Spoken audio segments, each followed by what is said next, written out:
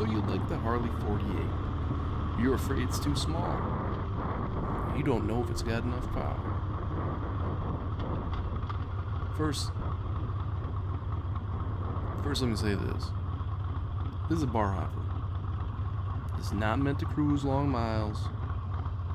It's meant to go to the store, pick up a six-pack, run an errand or two, come back. You are not going to enjoy yourself on this bike all day long. Especially if you're a big guy. There's only 1.6 inches of travel in the rear shock. That means your ass is going to feel it. I personally bought the bike because I love the look. The fat front tire, the aggressive styling, it was for me. If you're watching this, I'm sure it's for you. Even with 1200 cc's, this is nothing compared to the weight and the power of a Street Glide or one of the bigger Harleys, which I ultimately knew I wanted.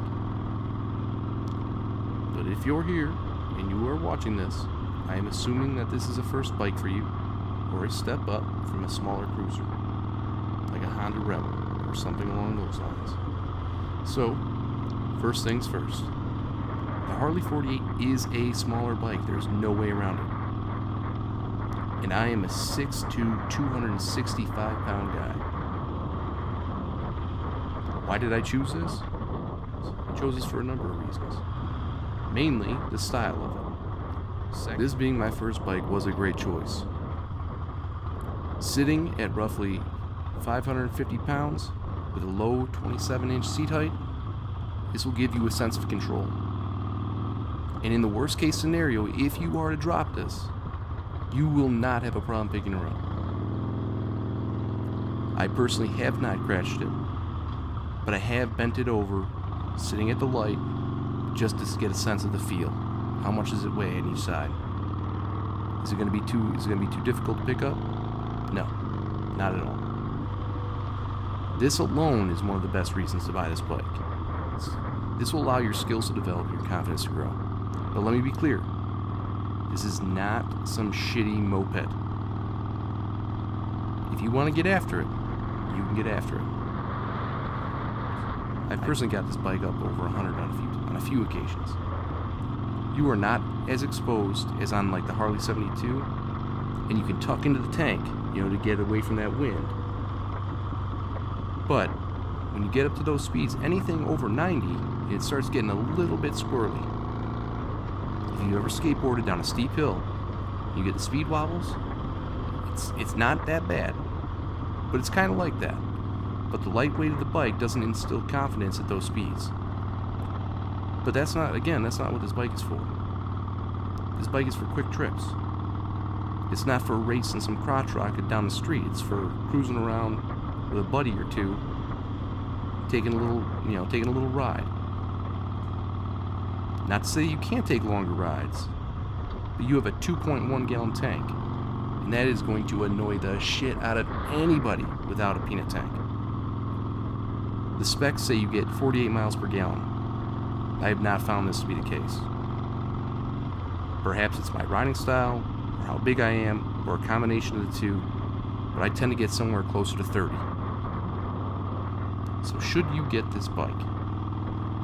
If you like the style, sure. The only thing holding you back is that you're afraid you're going to look silly, you're a big guy on a small bike. No one's paying that much attention to you. Especially these days with little Groms running around here. It almost looks like a bigger bike. But personally, I'd say buy it. There is no lack of power. You're going to be able to get after it, especially if this is your first bike. Will you outgrow it? Well, that depends. This is more or less up to you, the individual. When I first got the bike, I was hesitant to give it all it has. But after 2.5 years, I am ready for a bigger bike. One of the best ways I had it put to me was this. The Sportsters are big enough to have a lot of fun, but not big enough to get you into trouble. When you're learning to ride, it's easy to forget what gear you're in, or to give it too much throttle. Neither of these is the problem with this bike. First, you can see what gear you're in. on most of new Harleys. But quick note, they don't show you what gear you're in when the clutch is pulled in. Not sure why this is, or if they even plan to fix it. But I saw an Indian the other day that already had this issue fixed. And as far as too much throttle, being a bigger guy, I have never had any issues with spinning a tire or losing control. The bike is especially responsive with little lag between twisting the throttle and engine response.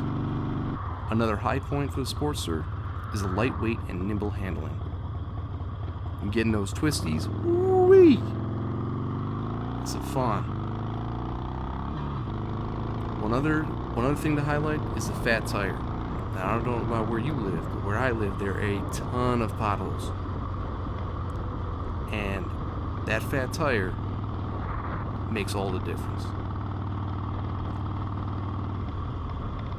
So, the question is to you. Should you buy this bike? If you like it, I say go for it. I love this bike. I've had it for 2.5 years.